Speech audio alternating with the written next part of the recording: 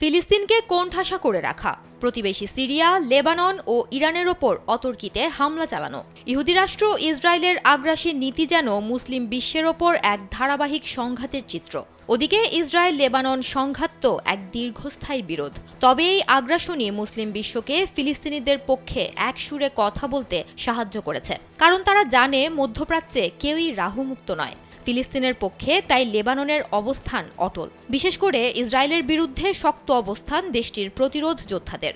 গেল বছরের নভেম্বরে যুক্তরাষ্ট্র ও ফ্রান্সের মধ্যস্থতায় ইসরায়েল ও লেবাননের মিলিশিয়া বাহিনীর মধ্যে একটি যুদ্ধবিরতি চুক্তি হয়, কিন্তু তা লঙ্ঘন করেই লেবাননে প্রকাশ্য গুপ্ত হামলা ও হত্যাকাণ্ড অব্যাহত রাখে ইসরায়েল। স্যান্ডেলিনা সো, রূপচর্চায় আভিজাত্য।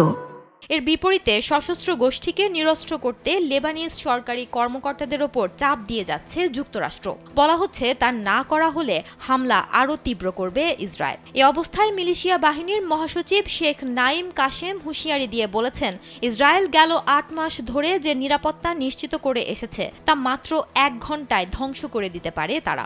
মঙ্গলবার টেলিভিশন ভাষণে তিনি এমনই হুঁশিয়ারি দেন। লেবানন তার সার্বভৌমত্ব ও স্বাধীনতা রক্ষায় সম্পূর্ণ প্রস্তুত রয়েছে বলেও জানান তিনি।